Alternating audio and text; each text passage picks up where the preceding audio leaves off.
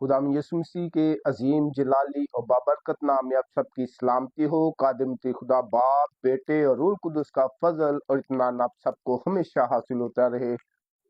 خداوند کے ہم شکر گزاری کرتے ہیں اس گھڑی اس لمحہ کے لیے جس نے ہمیں زندوں کی زمین پر زندہ رکھا، اور پرے ٹی وی کے لیے، بھائی اویس کے لیے، اس کی ساری مینجمنٹ کے لیے کہ انہوں نے آج ہمیں کلام خدا کی دعوت دی تاکہ ہم بہت خوبصورت کلام کو سنیں اور برکت پائیں۔ مسیح میں آپ سب کی سلامتی ہو۔ جیسا کہ آپ سب لوگ جانتے ہیں کہ آج سے ہزاروں برس پہلے پیشن گوئیاں ہوئی کہ کوئی آنے والا ہے، نبی رسولوں کی معرفت یہ پیشن گوئیاں ہوئی تھی کہ ایک دیکھو کواری حاملہ ہوگی، وہ نجات کا کام کرنے آئے گا۔ وہ جب فرشتوں نے مریم پہ اس پر ظاہر کیا کہ ڈرو مت کہ یہودیوں کا مگر فرشتہ نے اسے کہا کہ ڈرو مت، کیونکہ میں تمہیں بڑی خوشی کی بشارت دیتا ہوں جو ساری امت کے واسطے ہوگی، کہ آج داؤد کے شہر میں تمہارے لیے ایک منجی پیدا ہوا ہے، یعنی مسیح خداوند۔ اس سے پہلے ہم جب دیکھتے ہیں تو فرشتوں نے جب اسے کہا کہ ڈرو مت، یعنی کہ پیدائش سے لے کر ملاکی تک جتنے نبی پیغمبر آئے تھے ان میں سب میں گناہ تھا، گناہ پایا گیا، کسی میں تھوڑا تھا، کسی میں زیادہ تھا، کیونکہ گناہ اور بنی نوع انسان کے لیے خدا نے اس کا ہی منصوبہ تھا کہ وہ ایک کفارہ کے لیے، ہماری زندگیوں کے کفارہ کے لیے، تاکہ وہ ساری امت کو نجات کا کام دے۔ کسی نبی نے، کسی پیغمبر نے خدا کے حکموں کو پورا نہیں کیا، واحد صرف خدا میں یسوع مسیح کی ذات ہے، اس کی یہ ذات اقدس ہے جس نے وہ گناہوں کا کفارہ دیا، کیونکہ گناہ کے سبب سے زمین لعنتی ہو گئی تھی، جس طرح اس نے قتل کیا اور اس کے سبب سے زمین لعنتی ہوئی، لیکن خداوند یسوع مسیح نے اس لعنت کو بھی دور کیا۔ یہ خداوند کا جلال ہے۔ جب خداوند کا ستارہ مجوسیوں پر ظاہر ہوتا ہے، اور وہاں پر ایک بہت خوبصورت بات لکھی ہوئی ہے کہ یہودیوں کا بادشاہ جو پیدا ہوا ہے وہ کہاں ہے، کیونکہ پورب میں اس کا ستارہ دیکھ کر ہم اسے کیا کرنے ہیں جی، سجدہ کرنے آئے ہیں۔ اس کو کیا کرنے ہیں؟ سجدہ۔ اور اس کا ستارہ، بات یہاں پر غور کرنے کی ہے کہ وہاں پر لکھا ہوا ہے کہ اس کا ستارہ، یعنی کہ خداوند یسوع مسیح اپنے آپ میں ایک نور ہے، وہ نورانی ہے، وہ ستارے کی مانند ہے، وہ جو ہماری زندگیوں میں چمکتا ہے وہ ایسا ستارہ ہے۔ اور گنتی کی کتاب میں بھی لکھا ہوا ہے کہ یعقوب میں سے ایک ستارہ نکلے گا اور اسرائیل میں سے ایک آسا اٹھے گا۔ کہاں سے جی؟ یہ نبوتیں پہلے ہو چکی تھی کہ یہودا کے یعقوب میں سے، اسرائیل میں سے ایک ستارہ نکلے گا اور ایک اسرائیل کا محافظ نکلے گا۔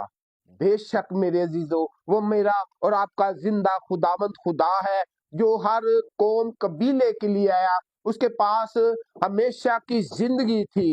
اور یہ ستاروں کی بات کریں تو وہ ستارہ بھی جو ہے وہ نور ہے، وہ بھی خداوند کا نور ہے، کیونکہ مجوسی اسی لیے نہیں آئے، وہ جس طرح وہ خداوند یسوع مسیح کے پاس آتے رہے، ستارہ اپنی روشنی کو بڑھاتا رہا، یعنی کہ وہ اپنے نور کو ان پر چمکاتا رہا تاکہ وہ وہاں تک پہنچ سکے۔ اور یہ خدا کا منصوبہ تھا، یہ خدا کی تیاری تھی۔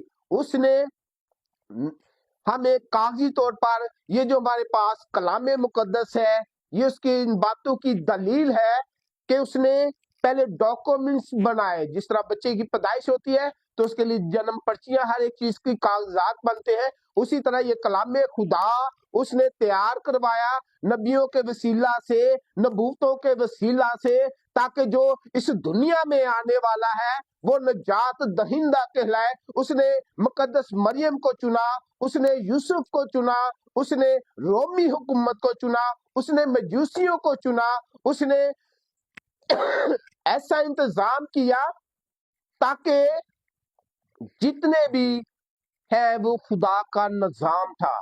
ये खुदा की तरफ से अपने बेटे को भेजने की तैयारी थी, ताकि खुदा यीशु मसीह को इस दुनिया में ऐसे नहीं उठा के भेज दिया कि जाके तू निजात का काम कर। खुदा ने तैयारी की थी। मेरे अजीजों, आज हमें भी तैयारी करने की जरूरत है, उसको कलाम को समझने की जरूरत है। आज हमें अपने दिल में उन नफरतों को बाहर फेंकने की जरूरत है, तब हम उसकी खुशी में शामिल हो सकते हैं। आज हमें उसकी जरूरत है। और कलाम मुकद्दस में लिखा है कि वो दाऊद की असलों और नस्ल में सुबह का चमकता हुआ सितारा है।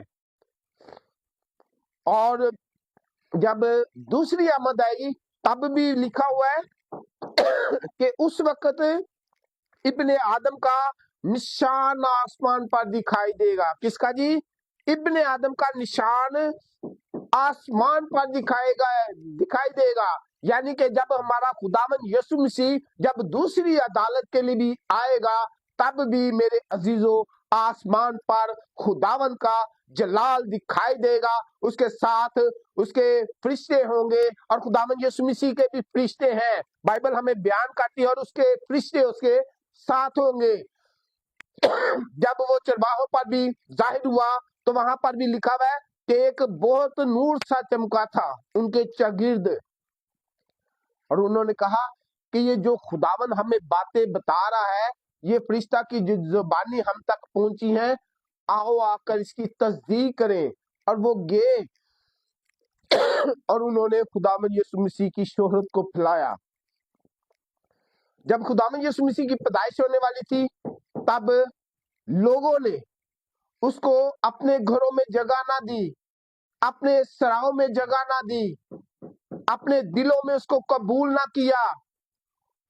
उसको एक क्या कहते हैं, उसको बहुत ही कमतर समझी वाली जगह पर उसकी पैदाइश हुई, जहां आदम आदमियों की पैदाइश नहीं होती, ताकि वहां पर वो हकीर लोग भी जा सके, जो रद्द किए हुए लोग हैं वो भी खुदावंद यीशु मसीह का दीदार कर सके और उसको सजदा कर सके। ये मेरे खुदावंद की शान है।